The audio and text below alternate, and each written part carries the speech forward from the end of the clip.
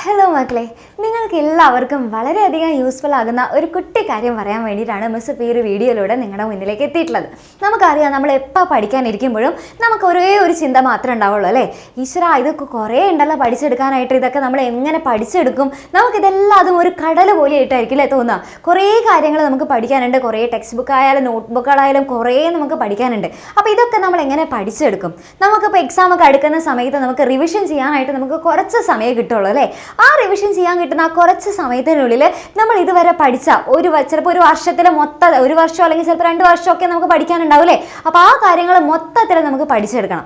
അങ്ങനെ പഠിച്ചെടുക്കാനായിട്ട് നമുക്ക് എന്താ ചെയ്യാൻ സാധിക്കുക? അധികം സമയമില്ല അല്ലേ. മൊത്തത്തിൽ ഇരുന്നിട്ട് എല്ലാ ടെക്സ്റ്റ് ബുക്കിലും ഓരോ ലൈൻ ബൈ ലൈനായിട്ട് നമുക്ക് വായിച്ചു നോക്കാനുള്ള സമയമില്ല. അപ്പോൾ അങ്ങനെയുള്ള കേസസിൽ നമുക്ക് മൊത്തത്തിൽ പഠിച്ചെടുക്കാനായിട്ട് നമുക്ക് എന്താ ചെയ്യാൻ സാധിക്കുക? നമുക്ക് ആകെ കൂടെ ഒരേ ഒരു വഴിയുള്ളൂ അല്ലേ. എന്താണത്? ഷോർട്ട് നോട്ട്സ് ഉണ്ടാക്കുക എന്നുള്ളത്. അപ്പോൾ എങ്ങനെയാണ് ആ ഷോർട്ട് നോട്ട്സ് ഉണ്ടാക്കുന്നത്?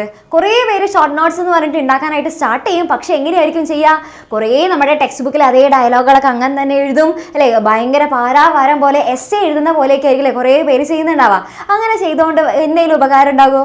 ഉപകാരമൊന്നും ഉണ്ടാവില്ലല്ലോ. നമ്മുടെ കുറേ സമയം വേസ്റ്റ് ആയി പോകാന്നല്ലാതെ നമുക്ക് അങ്ങനെ പ്രത്യേകിച്ച് ഉപകാരമായിട്ട് അല്ലെങ്കിൽ നമുക്ക് ഗുണമായിട്ട് ഒന്നും ചെയ്യാൻ സാധിക്കില്ല അല്ലേ. അപ്പോൾ അങ്ങനെയുള്ള കേസസിൽ എങ്ങനെയാണ് കറക്റ്റായിട്ട് ഷോർട്ട് നോട്ട്സ് ഉണ്ടാക്കേണ്ടത്, അത് ചെയ്യാനായിട്ട് എന്തൊക്കെ ടിപ്സാണ് നമ്മൾ ശ്രദ്ധിക്കേണ്ടത് എന്നുള്ള കാര്യമാണ് മിസ് ഈ ഒരു വീഡിയോയിലൂടെ നിങ്ങൾക്ക് പറഞ്ഞു തരാനായിട്ട് പോകുന്നത്. ഓക്കെ, അപ്പോൾ നമ്മൾ എക്സാമിൻ്റെ സമയത്ത് നമ്മൾ റിവിഷൻ ചെയ്യുമ്പോൾ നമുക്ക് ഇതുവരെ പഠിച്ച എല്ലാ കാര്യങ്ങളും നമുക്ക് ഒരൊറ്റ നോട്ടത്തിൽ തന്നെ വേഗം തന്നെ മനസ്സിലാക്കി എടുക്കാൻ പറ്റുന്ന തരത്തിൽ വേണം നമ്മുടെ ഷോർട്ട് നോട്ട്സ് ഒക്കെ പ്രിപ്പയർ ചെയ്യാനായിട്ട്. ഓക്കെ, അല്ലാന്നുണ്ടെങ്കിൽ എന്ത് സംഭവിക്കും? നമ്മൾ കുറേ പേര് കണ്ടിട്ടുണ്ട് അല്ലേ, എല്ലാതും ഷോർട്ട് നോട്ട്സ് ഒക്കെ ഉണ്ടാക്കും. പക്ഷെ എന്തായിരിക്കും, കുറേ ഇങ്ങനെ പോയിന്റ് ബൈ പോയിന്റ് ആയിട്ട് ഇങ്ങനെ നല്ലോണം നീട്ടി വലിച്ച് ഇങ്ങനെ എഴുതി വെച്ച് കഴിഞ്ഞാൽ എക്സാമിന് തലേ ദിവസം നമ്മൾ നോക്കുന്ന സമയത്ത് എന്തായിരിക്കും അവസ്ഥ? ആകെ പട പ്രശ്നമായിരിക്കും അല്ലേ. ഭയങ്കര ബുദ്ധിമുട്ടായിരിക്കും. നമുക്കൊന്നും വായിച്ചെത്തില്ല, ഒന്നും കംപ്ലീറ്റ് ആവുകയും ചെയ്യില്ല അല്ലേ. അങ്ങനെ ഒന്നും പകുതി പഠിച്ചിട്ടായിരിക്കും ചില സമയത്തൊക്കെ നമ്മൾ എക്സാം ഒക്കെ എഴുതാനായിട്ട് പോവുക. അങ്ങനെ എഴുതാൻ പോകേണ്ട ആവശ്യമുണ്ടോ? വേണ്ട. ഇനി മുതൽ അതിൻ്റെ ആവശ്യമേ ഇല്ല. ഇനി നമ്മൾ അടിപൊളിയായിട്ട് എക്സാമിൻ്റെ തലേന്നായാൽ പോലും നമുക്ക് ഈസി ആയിട്ട് എല്ലാ ഭാഗങ്ങളും വേഗം ഒന്ന് മറച്ചു നോക്കി കഴിഞ്ഞാൽ തന്നെ നമുക്ക് ഈസി ആയിട്ട് മനസ്സിലാക്കാൻ തരത്തിലുള്ള നോട്ട്സ് ഉണ്ടാക്കാനായിട്ട് പോകാൻ പോവാണ് എൻ്റെ കുട്ടികളെല്ലാവരും. അപ്പോൾ അതിന് വേണ്ടിയിട്ട് എന്തൊക്കെ കാര്യങ്ങളാണ് ചെയ്യേണ്ടത് എന്നുള്ള കാര്യമാണ് മിസ് പറഞ്ഞുതരാൻ പോകുന്നത്. ഓക്കെ, അപ്പോൾ നമ്മൾ നോക്കാൻ പോവാണ് എങ്ങനെയാണ് ഒരു ഷോർട്ട് നോട്ട്സ് ഉണ്ടാക്കേണ്ടത്. അതിന് വേണ്ടിയിട്ടുള്ള ടിപ്സ് ആണ് ഇത് ഓരോന്നോരോന്നായിട്ട് മിസ് പറഞ്ഞുതരാൻ പോകുന്നത്. അപ്പോൾ ആദ്യം തന്നെ നമുക്ക് എന്ത് നോക്കാം? ആദ്യം തന്നെ നമ്മൾ സ്റ്റാർട്ട് ചെയ്യുന്ന സമയത്ത് എപ്പോഴും നമ്മൾ എന്താ അറിഞ്ഞിരിക്കണം? സിലബസ് അറിഞ്ഞിരിക്കണം. നമ്മൾ എപ്പോഴും ഏത് സബ്ജക്റ്റ് ആയിക്കോട്ടെ, ഇതിപ്പോൾ മിസ് കുറച്ചും കൂടെ കോൺസെൻട്രേറ്റ് ചെയ്ത് പറയുന്നത് നമ്മുടെ ബയോളജിയുടെ കാര്യമായിട്ടായിരിക്കും പറയുന്നുണ്ടാവുക. പക്ഷേ ഇത് ഏത് സബ്ജക്റ്റിന് വേണ്ടിയിട്ടാണെങ്കിലും നമുക്ക് ഈസി ആയിട്ട് നമുക്ക് അപ്ലൈ ചെയ്യാനായിട്ട് പറ്റുന്ന ടിപ്സ് ആണ്. ഓക്കെ, അപ്പോൾ എല്ലാ സബ്ജക്റ്റിൻ്റെ കേസിലായാലും ഇത് ബാധകമായിട്ടുള്ള കാര്യങ്ങളാണ്. അപ്പോൾ നിങ്ങൾക്ക് ഏത് സബ്ജക്റ്റ് പഠിച്ചോട്ടെ അതിലൊക്കെ നിങ്ങൾക്ക് ഇത് അപ്ലൈ ചെയ്യാനായിട്ട് സാധിക്കും. അപ്പോൾ നമ്മൾ ആദ്യം തന്നെ എന്തറിയണം? നമ്മൾ നന്നായിട്ട് നമ്മൾ ബയോളജിയിൽ അല്ലേ, നമ്മുടെ ഇപ്പോൾ മിസ് ഇപ്പോൾ നീറ്റ് ബയോളജി എന്നാണ് കൊടുത്തിട്ടുള്ളത്. പക്ഷെ നിങ്ങൾക്ക് ഏത് സബ്ജക്റ്റിൻ്റെ ആയാലും നിങ്ങൾ പഠിക്കുന്നത് എന്താണോ അതിൻ്റെ കറക്റ്റായിട്ട് നിങ്ങൾക്ക് സിലബസ് അറിഞ്ഞിരിക്കണം. ആ സിലബസ് കറക്റ്റായിട്ട് അറിഞ്ഞിരിക്കണം. എന്നിട്ട് നമ്മളിങ്ങനെ നോട്ട്സ് ഉണ്ടാക്കുന്ന സമയത്ത് നമ്മളിപ്പോൾ ഒരു നോട്ടിൽ ഇപ്പോൾ ഒരു പോർഷൻ നമ്മൾ എഴുതി, അത് ഒരു ചാപ്റ്ററിലെ ഇപ്പോൾ ഫസ്റ്റത്തെ ചാപ്റ്ററിൽ നമ്മൾ എന്താ ഒരു ടോപ്പിക്കാണ് നമ്മൾ എഴുതിയത്. അതിനുശേഷം നമ്മൾ കണ്ടിന്യൂ ചെയ്തിട്ട് നമ്മൾ അടുത്ത ചാപ്റ്ററിൽ വേറൊരു ടോപ്പിക് എഴുതിയാൽ ശരിയാവോ?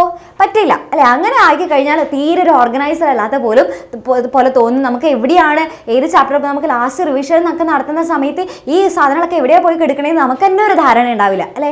ഓരോ ടോപ്പിക്കും ഏതൊക്കെ ഭാഗത്താണെന്നുള്ളത് നമുക്കൊരു ഐഡിയ ഇല്ല എന്നുണ്ടെങ്കിൽ ഭയങ്കര ബുദ്ധിമുട്ടായിരിക്കും. നമുക്ക് എക്സാമിൻ്റെ സമയമാകുന്ന സമയത്ത് നമുക്ക് ഇതെല്ലാതും കൂടെ നോക്കി ഇരിക്കാനൊന്നും നമുക്ക് പറ്റില്ല അല്ലെ. അപ്പോൾ അതുകൊണ്ട് തന്നെ നമ്മൾ എന്ത് ചെയ്യണം? കറക്റ്റായിട്ട് ഓർഗനൈസറായിട്ട് നമ്മൾ ചെയ്യണം. ഓരോ സിലബസ് കറക്റ്റായിട്ട് നമുക്ക് മനസ്സിലാക്കിയിട്ടുണ്ടാവണം. ഏതൊക്കെ ചാപ്റ്റേഴ്സാണ് നമുക്ക് പഠിക്കാനുള്ളത്, അതിലേതൊക്കെ ടോപ്പിക്സ് നമുക്ക് പഠിക്കാനുണ്ട് എന്നുള്ള എല്ലാ കാര്യങ്ങളും നമുക്ക് കറക്റ്റായിട്ട് അറിഞ്ഞിരിക്കണം. ഓക്കെ, അപ്പോൾ അങ്ങനെ നമ്മൾ എന്ത് ചെയ്യണം? കറക്റ്റായിട്ട് ഒരു ചാപ്റ്റർ എടുത്തു കഴിഞ്ഞാൽ ആ ചാപ്റ്ററിലെ ടോപ്പിക് ബൈ ടോപ്പിക് ആയിട്ട് വേണം നമ്മൾ കറക്റ്റായിട്ട് ഓർഗനൈസറായിട്ട് വേണം നമ്മൾ എന്ത് ചെയ്യാനായിട്ട്?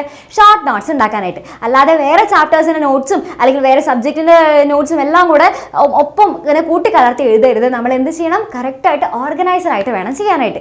ക്ലിയർ? അപ്പോൾ ഫസ്റ്റത്തെ കാര്യം അത് നല്ലോണം ശ്രദ്ധിക്കുക. എന്ത് ചെയ്യണം? കറക്റ്റായിട്ട് ഓർഗനൈസറായിട്ട് വേണം നമ്മുടെ നോട്ട്സ് ഒക്കെ ചെയ്യാനായിട്ട്. ദെൻ അടുത്ത കാര്യം നിങ്ങൾ ശ്രദ്ധിക്കേണ്ടത് എന്താണെന്ന് വെച്ചാൽ നമ്മൾ എപ്പോഴും എപ്പോഴും നോട്ട്സ് എഴുതുന്ന സമയത്ത് കുറേ ഇങ്ങനെ എസ്സേ പോലെ എഴുതാതെ നമ്മൾ എപ്പോഴും കറക്റ്റായിട്ട് പോയിന്റ് ബൈ പോയിന്റ് ആയിട്ട് വേണം നമ്മൾ എഴുതാനായിട്ട്. അപ്പോൾ അതിന് വേണ്ടിയിട്ട് ബുള്ളറ്റ് പോയിന്റ്സോ അല്ലെങ്കിൽ നമ്മുടെ ഔട്ട്ലൈൻസോ കറക്റ്റായിട്ട് ഉപയോഗിക്കണം. അല്ലാതെ നമ്മളിങ്ങനെ കുറേ എസ്സേ എഴുതുന്ന പോലെ കുറേ പാരഗ്രാഫായിട്ട് എഴുതി കഴിഞ്ഞാൽ നമുക്ക് ലാസ്റ്റ് സമയത്ത് ഒറ്റ നോട്ടത്തിൽ നമുക്ക് വായിച്ചെടുക്കാനായിട്ട് ഭയങ്കര ബുദ്ധിമുട്ടായിരിക്കും. നല്ലോണം ശ്രദ്ധിച്ച് ഒരു ടോപ്പിക്ക് വായിക്കണമെങ്കിൽ തന്നെ നമുക്ക് കുറേ സമയം എടുക്കേണ്ടി വരും. അതുകൊണ്ട് തന്നെ നമ്മൾ എന്ത് ചെയ്യണം, കറക്റ്റായിട്ട് നോട്ട്സ് ഒക്കെ നമ്മൾ എന്ത് ചെയ്യണം, പോയിന്റ് ബൈ പോയിന്റ് ആയിട്ട് വേണം നമ്മൾ എഴുതാനായിട്ട്. ക്ലിയർ? ദെൻ അടുത്ത കാര്യം നിങ്ങൾ ശ്രദ്ധിക്കേണ്ടത് എന്താണെന്ന് വെച്ചാൽ നിങ്ങൾ എന്താണ് ചെയ്യേണ്ടത്, അടുത്തതിൽ ഏറ്റവും ഇമ്പോർട്ടൻ്റ് ആയിട്ടുള്ള പോയിന്റിൽ അല്ലെങ്കിൽ ഏറ്റവും ഇമ്പോർട്ടൻ്റ് ആയിട്ടുള്ള ടോപ്പിക്സ് വേണം അല്ലെങ്കിൽ കോൺസെപ്റ്റ് വേണം നിങ്ങൾ വളരെയധികം ശ്രദ്ധിച്ചിട്ട് നോട്ട് ചെയ്യാനായിട്ട് ചെയ്യേണ്ടത്. അല്ലാതെ നമ്മളിപ്പോൾ നമുക്കിപ്പോൾ ടെക്സ്റ്റ് ബുക്കിൽ കുറേ നമ്മൾ കാണുന്നുണ്ട്. അത് ആവശ്യമുള്ളതും അനാവശ്യമുള്ളതായിട്ടുള്ള എല്ലാ കാര്യങ്ങളും എടുത്ത് വലിച്ചു വാരി എഴുതേണ്ട ആവശ്യമില്ല. നമ്മൾ എന്ത് മാത്രം ചെയ്താൽ മതി, ഏറ്റവും ഇമ്പോർട്ടൻ്റ് ആയിട്ട് ഇപ്പോൾ നമുക്ക് പ്രീവിയസ് ഇയർ ക്വസ്റ്റ്യൻസും എല്ലാം നമ്മൾ ചെയ്ത് തരുന്ന സമയത്ത് നിങ്ങൾക്ക് അറിയാലേ ഏറ്റവും കൂടുതൽ ക്വസ്റ്റ്യൻസ് ചോദിക്കുന്ന ഭാഗം ഏതാണ്, അല്ലെങ്കിൽ നമ്മുടെ ക്ലാസ്സസ് ഒക്കെ കേൾക്കുന്ന സമയത്ത് നിങ്ങൾക്ക് മനസ്സിലാകും ഏതാണ്. മിസ്സുമാർ പറയുമല്ലോ ഇത് വളരെ ഇമ്പോർട്ടൻ്റ് ആണ്, ഇത് എന്തായാലും എക്സാമിന് ചോദിച്ചിരിക്കും എന്നൊക്കെ പറഞ്ഞിട്ടല്ലേ ഓരോരോ ടോപ്പിക്സും പറഞ്ഞു തരില്ലേ. അപ്പം അങ്ങനെ നിങ്ങൾക്കറിയാം ഏറ്റവും ഇമ്പോർട്ടൻ്റ് ആയിട്ടുള്ള ടോപ്പിക്സ് ഏതൊക്കെയാണ് എന്നുള്ളത്. അപ്പം എന്ത് ചെയ്യണം, എല്ലാവരും കറക്റ്റ് ആയിട്ടുള്ള ഇമ്പോർട്ടൻ്റ് ആയിട്ടുള്ള ടോപ്പിക്സിൽ വേണം കൂടുതലായിട്ട് ഫോക്കസ് ചെയ്യാനായിട്ട്. അല്ലാതെ എല്ലാതും വലിച്ചു വാരിയിട്ട് നിങ്ങൾ എന്ത് ചെയ്യേണ്ട ആവശ്യമില്ല, നമ്മുടെ ഷോർട്ട് നോട്ട്സിൽ എഴുതേണ്ട ആവശ്യമില്ല. ദെൻ അടുത്ത കാര്യം എന്താണെന്ന് വെച്ച് കഴിഞ്ഞാൽ എന്താണ്, എപ്പോഴും നമ്മൾ ഹെഡിങ്സും സബ് ഹെഡിങ്സും മസ്റ്റായിട്ട് ചെയ്തിരിക്കണം. എന്നാലാണ് നമുക്ക് കറക്റ്റായിട്ട് വേഗം പരീക്ഷയുടെ തലേദിവസം നമുക്കിങ്ങനെ നോക്കി കണ്ടുപിടിക്കാനുള്ള നേരമൊന്നുമില്ല. അപ്പം അതുകൊണ്ട് തന്നെ നമ്മൾ എന്ത് ചെയ്യണം, വേഗം തന്നെ കറക്റ്റായിട്ട് നല്ല ഹെഡിങ്സും സബ് ഹെഡിങ്സും നല്ല വൃത്തിയിൽ നല്ല പെട്ടെന്ന് കാണുന്ന രീതിയിൽ തന്നെ എന്ത് ചെയ്യണം, നന്നായിട്ട് ഐഡൻറ്റിഫൈ ചെയ്യുന്ന രീതിയിൽ തന്നെ ഹെഡിങ്സും സബ് ഹെഡിങ്സും ഒക്കെ കൊടുക്കണം. ദെൻ അടുത്ത കാര്യം എന്താ വെച്ചാൽ എപ്പോഴും നമ്മൾ എന്ത് ചെയ്യണം, നമ്മൾ പഠിക്കുന്ന നമ്മുടെ ഷോർട്ട് നോട്ട്സ് ഒക്കെ ഉണ്ടാക്കുന്ന സമയത്ത് നമുക്ക് എന്ത് ചെയ്യാം, അതിൽ ഒന്നില്ലെങ്കിൽ നമുക്ക് ടെക്സ്റ്റിൽ കൊടുത്തിട്ട് ഡയഗ്രാംസോ അല്ലെങ്കിൽ ഫ്ലോ ചാർട്ടോ അതൊക്കെ നമുക്ക് ഇൻക്ലൂഡ് ചെയ്യാം. അല്ലെങ്കിൽ നമ്മൾ തന്നെ പഠിക്കുന്ന സമയത്ത് നമുക്ക് തോന്നല്ലോ ഇത് കഴിഞ്ഞിട്ട് ഇതിലേക്കാണ് വരുന്നത്, അത് കഴിഞ്ഞിട്ട് ഇതിലേക്കാണ് വരുന്നത് എന്നൊക്കെ നമുക്ക് തന്നെ നമ്മൾ സ്വന്തമായിട്ട് തന്നെ പഠിക്കുന്ന സമയത്ത് ഉണ്ടാക്കുന്ന ഫ്ലോ ചാർട്ടൊക്കെ അല്ലേ, അതൊക്കെ നിങ്ങളുടെ സ്വന്തമായിട്ടുള്ള ഭാഷയിൽ ഫുൾ ഇംഗ്ലീഷ് തന്നെ വേണമെന്ന് ഒരു നിർബന്ധമില്ല. നിങ്ങൾക്കിനി മലയാളത്തിലാണ് അത് പെട്ടെന്ന്, ചിലർക്കൊക്കെ മലയാളത്തിൽ എഴുതിയാലാണ് അത് കുറച്ചും കൂടെ പെട്ടെന്ന് മനസ്സിലാകാന്നുണ്ടെങ്കിൽ അങ്ങനെ എഴുതിക്കോ. അപ്പോൾ എങ്ങനെയായാലും നിങ്ങൾ പെട്ടെന്ന് തന്നെ മനസ്സിലാകുന്ന തരത്തിൽ എന്ത് ചെയ്യണം, നിങ്ങൾക്ക് ഇംഗ്ലീഷിലായാലും മലയാളത്തിലായാലും പെട്ടെന്ന് തന്നെ ഐഡൻറ്റിഫൈ ചെയ്യുന്ന തരത്തിൽ വേണം നിങ്ങൾ നോട്ട്സ് എഴുതാനായിട്ട്. അതേപോലെ തന്നെ ഡയഗ്രാംസും ഫ്ലോ ചാർട്ടും ഒക്കെ അതിൽ ഇൻക്ലൂഡ് ചെയ്ത് കഴിഞ്ഞാൽ നിങ്ങൾക്ക് ഈസി ആയിട്ട് മനസ്സിലാക്കിയെടുക്കാനായിട്ട് പറ്റും. ഓക്കെ, ദെൻ അടുത്ത കാര്യം നിങ്ങൾ ശ്രദ്ധിക്കേണ്ടത് എന്താ വെച്ചാൽ എപ്പോഴും നമ്മൾ ന്യൂമോണിക്സോ അല്ലെങ്കിൽ നമ്മുടെ ഈസി ആയിട്ടുള്ള ട്രിക്സ് ഒക്കെ ഉണ്ടല്ലോ അതൊക്കെ നമുക്ക് അതിൽ ഇൻക്ലൂഡ് ചെയ്യാം. ഇപ്പം നമുക്കിപ്പോൾ ഓരോന്നിൻ്റെ ആയാലും ഇപ്പോൾ ഓരോന്ന് പഠിക്കണമെന്നുണ്ടെങ്കിൽ നമുക്ക് അതിന് ഇപ്പോൾ നമ്മുടെ kingdom, fire and class, order, family ഇതിനൊക്കെ നമ്മൾ എന്ത് പഠിച്ചിട്ടുണ്ട്, കുറേ ട്രിക്സുകൾ പഠിച്ചിട്ടുണ്ട് അല്ലേ. അതേപോലെ തന്നെ ഇപ്പോൾ നമ്മുടെ ഇപ്പോൾ ഫോർ എക്സാമ്പിൾ പഠിക്കുകയാണെന്നുണ്ടെങ്കിൽ ഇപ്പോൾ നമ്മുടെ പ്ലസ് ടുവിലെ മിസ് പറഞ്ഞു തന്നിട്ടുണ്ടല്ലോ, പ്ലസ് വണ്ണിലെ നമ്മുടെ ബയോമോളിക്യൂൾസ് എന്ന് പറയുന്ന ചാപ്റ്ററിൽ നമുക്ക് എൻസൈമിൻ്റെ ക്ലാസിഫിക്കേഷൻ പഠിക്കാനുണ്ട് അല്ലേ. ആ എൻസൈമിൻ്റെ ക്ലാസിഫിക്കേഷൻ പഠിക്കാനായിട്ട് മിസ് ഒരു കോഡ് പറഞ്ഞു തന്നിട്ടുണ്ടല്ലോ. എന്തായിരുന്നു, നമ്മുടെ ഓമനക്കുട്ടനെ ട്രാൻസ്ഫർ കിട്ടി ഹൈദരാബാദിൽ പോയി അവിടെ നിന്ന് ലേസ് കഴിച്ച് ISL കണ്ടു അല്ലേ. അത് ജസ്റ്റ് പറഞ്ഞാൽ തന്നെ നമുക്ക് വേഗം ഓർമ്മ വരും അല്ലേ. നമ്മുടെ ഓമനക്കുട്ടൻ എന്ന് പറയുമ്പോൾ എന്തിനാ ആലോചിച്ചാൽ മതി, ഓക്സിഡോ റിഡക്ടേസിനെ ആലോചിച്ചാൽ മതി അല്ലേ. ഓമനക്കുട്ടന് ട്രാൻസ്ഫർ കിട്ടി അല്ലേ. ട്രാൻസ്ഫർ എന്ന് പറയുമ്പോൾ എന്തിനാ ആലോചിച്ചാൽ മതി, നമ്മുടെ ട്രാൻസ്ഫറേസിനെ ആലോചിച്ചാൽ മതി അല്ലേ. ട്രാൻസ്ഫർ കിട്ടി എവിടെയാണ് പോയത്, ഹൈദരാബാദിൽ പോയി. അപ്പോൾ എന്താ ആലോചിച്ചാൽ മതി, ഹൈഡ്രോലേസിനെ ആലോചിച്ചാൽ മതി അല്ലേ. അവിടെ നിന്ന് ലേസ് കഴിച്ചു. ലേസ് എന്ന് പറയുമ്പോൾ എന്താ ആലോചിച്ചാൽ മതി, നമ്മുടെ ലയേസിനെ ആലോചിച്ചാൽ മതി അല്ലേ.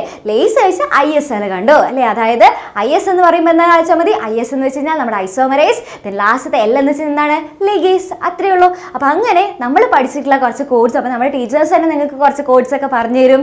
അതേപോലെ തന്നെ നിങ്ങൾക്ക് ഇഷ്ടമുള്ള കോഡ്സും അതേപോലെ തന്നെ നിങ്ങൾക്ക് അല്ലേ പെട്ടെന്ന് നമുക്ക് മനസ്സിലാക്കി എളുപ്പത്തിൽ നമ്മുടെ തലയിൽ വേഗം കയറാൻ പറ്റുന്ന തരത്തിലുള്ള ഷോർട്ട് ആയിട്ടുള്ള സിമ്പിൾ ട്രിക്സ് ഒക്കെ നിങ്ങൾക്ക് നമ്മുടെ ഷോർട്ട് നോട്ട്സിൽ നിങ്ങൾക്ക് ഇൻക്ലൂഡ് ചെയ്യാനായിട്ട് സാധിക്കും.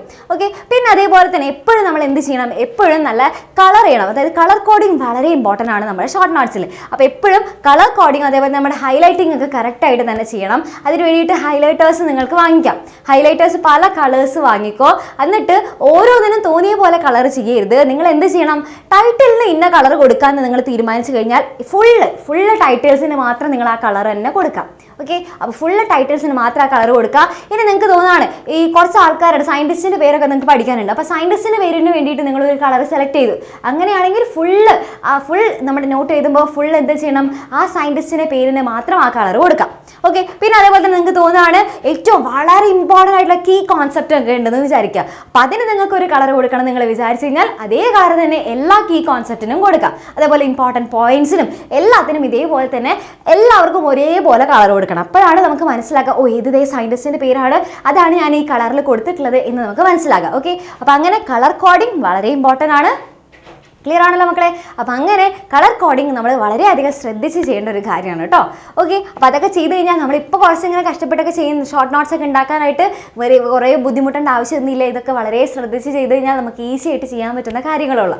ഓക്കെ, then അടുത്ത ടിപ്പ് എന്ന് പറയുന്നത് എപ്പോഴും നിങ്ങൾ ഓരോ ചാപ്റ്റർ പഠിക്കുന്ന സമയത്ത് എന്ത് ചെയ്യുക, ഓരോ ചാപ്റ്ററിനും നമ്മുടെ ഫ്ലാഷ് കാർഡ്സ് ഉണ്ടാക്കാം. ഇതാണ് നമ്മുടെ ഫ്ലാഷ് കാർഡ്സ് അല്ലേ. ഈ ഫ്ലാഷ് കാർഡ്സ് ചിലപ്പോൾ നിങ്ങളെല്ലാവരും കുറേ പേർക്ക് ഓൾറെഡി ഉണ്ടാക്കിയവരുണ്ടാവും. ഇനി ഉണ്ടാക്കിയിട്ടില്ല എന്നുണ്ടെങ്കിൽ ഇതൊന്ന് ട്രൈ ചെയ്ത് ഒക്കെ വളരെ നല്ലൊരു കാര്യമാണ് നമ്മുടെ ഫ്ലാഷ് കാർഡ്സ് എന്ന് പറയുന്നത്. ഈ ഫ്ലാഷ് കാർഡ്സിൽ നമ്മൾ ഏറ്റവും ഇമ്പോർട്ടൻ്റ് ആയിട്ടുള്ള കാര്യങ്ങൾ മാത്രമായിരിക്കും ഇതിൽ ഇൻക്ലൂഡ് ചെയ്യുക. അപ്പോൾ നമുക്ക് പരീക്ഷയുടെ തലേ ദിവസം ആവുന്ന സമയത്ത് ഈ ഫ്ലാഷ് കാർഡ് ജസ്റ്റ് ഒന്ന് മറച്ചു നോക്കിയാൽ മതി. നമുക്ക് ഓരോ പോയിന്റ്സ് നല്ല സൂപ്പറായിട്ട് നമുക്ക് മനസ്സിലാക്കാനായിട്ട് സാധിക്കും. ഓക്കെ, അപ്പോൾ ഓരോ ചാപ്റ്ററിന് ഓരോ ഫ്ലാഷ് കാർഡ്സ് വീതമായിട്ട് ഉണ്ടാക്കാനായിട്ട് ശ്രമിക്കാം. ഓക്കെ, then അടുത്ത കാര്യം ശ്രദ്ധിക്കേണ്ടതെന്ന് വെച്ചാൽ എപ്പോഴും നമ്മൾ അബ്രിവേഷൻസോ അല്ലെങ്കിൽ സിമ്പിൾസോ ഉപയോഗിച്ചിട്ട് വേണം നമ്മൾ ഷോർട്ട് നോട്ട്സ് എഴുതാനായിട്ട്. അല്ലാതെ വലിച്ചു വരി ഫുള്ള് ഡീറ്റെയിൽസ് ആയിട്ട് അല്ലെങ്കിൽ ഫുള്ള് ഡയലോഗ് മൊത്തത്തിൽ എഴുതി തീർക്കരുത്. അപ്പോൾ നമ്മൾ എന്താ ചെയ്യുക, അങ്ങനെ എഴുതിയുകൊണ്ട് നമുക്ക് കാര്യം ഉണ്ടാവില്ല അല്ലേ. അപ്പോൾ നമ്മൾ എന്ത് ചെയ്യണം, മാക്സിമം എത്രത്തോളം നമുക്ക് ചെറുതാക്കാനായിട്ട് പറ്റുന്നോ അത്രത്തോളം നമ്മൾ അബ്രിവേഷൻസും അതേപോലെ തന്നെ സിമ്പിൾസ് ഒക്കെ യൂസ് ചെയ്തിട്ട് നമ്മൾ മാക്സിമം നമ്മുടെ നോട്ട്സിനെ വളരെയധികം ചെറുതാക്കാനായിട്ട് ശ്രമിക്കാം. ഓക്കെ, പിന്നെ അതേപോലെ തന്നെ അല്ലേ ഇത്രയും കാര്യങ്ങൾ മാത്രം ചെയ്താൽ പോരാ. നമ്മൾ എന്ത് ചെയ്യണം, കറക്റ്റായിട്ട് നമ്മൾ നോട്ടൊക്കെ ചെയ്ത് കഴിഞ്ഞാൽ ഓൾറെഡി നമ്മൾ ഒരു വട്ടം കഷ്ടപ്പെട്ട് നോട്ടൊക്കെ ഉണ്ടാക്കി പിന്നെ അത് അങ്ങനെ തന്നെ കഴിഞ്ഞല്ലോ എന്ന് വെച്ചിട്ട് സമാധാനമായിട്ട് ഇരിക്കുകയല്ല വേണ്ടത്. നമ്മൾ എന്ത് ചെയ്യണം, ഇടയ്ക്കിടയ്ക്ക് നമ്മൾ റെഗുലർലി അത് റിവൈസ് ചെയ്തുകൊണ്ടേ ഇരിക്കണം. എന്നാലാണ് നമുക്ക് കറക്റ്റായിട്ട് നമ്മുടെ ഓർമ്മയിൽ നിൽക്കുകയുള്ളൂ. അല്ലെങ്കിൽ നമ്മൾ ഷോർട്ടാക്കിയ കാര്യമൊക്കെ നമ്മൾ മറന്നു പോയിട്ടുണ്ടാവും. ഓക്കെ, അപ്പോൾ അതുകൊണ്ട് തന്നെ അങ്ങനെ ഷോർട്ടാക്കിയിട്ടുള്ള കാര്യങ്ങളൊക്കെ കറക്റ്റായിട്ട് നമ്മുടെ ഓർമ്മയിലൊക്കെ നിൽക്കണം എന്നുണ്ടെങ്കിൽ എന്ത് വേണം, ഇടയ്ക്കിടയ്ക്ക് നമുക്ക് റെഗുലർലി നമ്മളിത് റിവൈസ് ചെയ്യണം.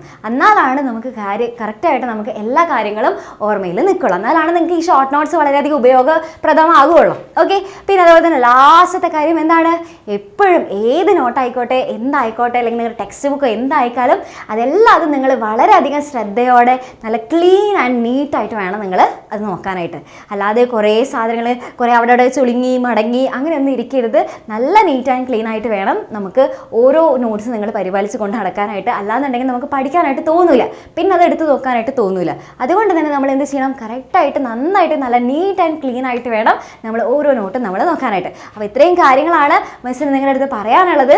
ഓക്കെ, അപ്പോൾ ഇത്രയും കാര്യങ്ങൾ നിങ്ങൾക്ക് വളരെയധികം യൂസ്ഫുൾ ആയിട്ടുണ്ടാവും എന്നാണ് മിസ് വിശ്വസിക്കുന്നത്. അപ്പോൾ നിങ്ങൾക്ക് എല്ലാവർക്കും ഈ മിസ് ഇപ്പോൾ പറയുന്നത് നമ്മുടെ ചാനലിൽ തന്നെ നിങ്ങൾക്ക് വേണ്ടിയിട്ട് ഒത്തിരി നിങ്ങൾക്ക് നമ്മുടെ നീറ്റ് എക്സാം ഒക്കെ എഴുതാനായിട്ട് ഒത്തിരി കാര്യങ്ങൾ നിങ്ങൾക്ക് വേണ്ടിയിട്ട് പ്രൊവൈഡ് ചെയ്ത് തരുന്നുണ്ട്. അപ്പോൾ ഈ കാര്യങ്ങളൊക്കെ നിങ്ങൾക്ക് വളരെയധികം യൂസ്ഫുൾ ആയിട്ടുണ്ടെന്നുണ്ടെങ്കിൽ എന്ത് ചെയ്യുക, മറക്കാതെ നമ്മുടെ കമൻറ്റ് ബോക്സിൽ കമൻറ്റ് ചെയ്യുക. അതേപോലെ തന്നെ ഇന്ന് മുതൽ നിങ്ങളെല്ലാവരും ഇതൊന്ന് ട്രൈ ചെയ്ത് നോക്കും. എല്ലാവരും കറക്റ്റായിട്ട് ഷോർട്ട് നോട്ട്സ് ഉണ്ടാക്കും.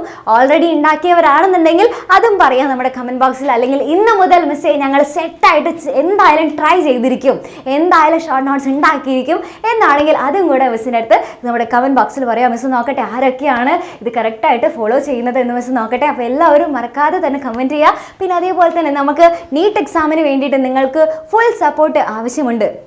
അല്ലെങ്കിൽ നിങ്ങൾക്ക് ഇങ്ങനെ തോന്നുകയാണ് മിസ്സേ ഞങ്ങൾക്ക് ഒറ്റയ്ക്ക് ഞങ്ങളെ കൊണ്ടാവുമെന്ന് തോന്നുന്നില്ല, ഞങ്ങൾക്കൊരു സപ്പോർട്ടിൻ്റെ ആവശ്യമുണ്ട് എന്നൊക്കെ നിങ്ങൾക്ക് തോന്നുകയാണെങ്കിൽ നിങ്ങൾ വിഷമിക്കേണ്ട ആവശ്യമേ ഇല്ല. നമ്മുടെ +1 മക്കൾക്ക് പൃഥ്വി ബാച്ച് ഉണ്ട് നീറ്റിൻ്റെ. അതേപോലെ തന്നെ +2 മക്കൾക്ക് വേണ്ടിയിട്ട് നമ്മുടെ വേദ ബാച്ച് ഉണ്ട്. അപ്പോൾ പൃഥ്വിയിലും വേദ ബാച്ചിലൊക്കെ നിങ്ങൾക്ക് ജോയിൻ ചെയ്യാനായിട്ട് ആഗ്രഹിക്കുന്ന മക്കളാണെന്നുണ്ടെങ്കിൽ നിങ്ങൾക്ക് ഈ താഴെ കാണുന്ന നമ്പറിൽ ജസ്റ്റ് ഒരു ഹായ് മെസ്സേജ് അയച്ചാൽ മാത്രം മതി. അപ്പോൾ നിങ്ങൾക്ക് ധൈര്യമായിട്ട് ജോയിൻ ചെയ്യാനായിട്ട് സാധിക്കും. ഓക്കെ, അപ്പോൾ ഈ ടിപ്സുകളും അതേപോലെ തന്നെ ഇതേപോലെ മിസ് ഇങ്ങനെ ഇടയ്ക്കിടയ്ക്ക് പറയുന്ന ട്രിക്സുകളൊക്കെ നിങ്ങൾക്ക് വളരെയധികം യൂസ്ഫുൾ ആകുന്നുണ്ടെങ്കിൽ മറക്കാതെ ലൈക്ക് ചെയ്യുക, അതുപോലെ തന്നെ കമൻറ്റ് ചെയ്യുക. അപ്പോൾ എല്ലാവർക്കും താങ്ക് യു സോ മച്ച്.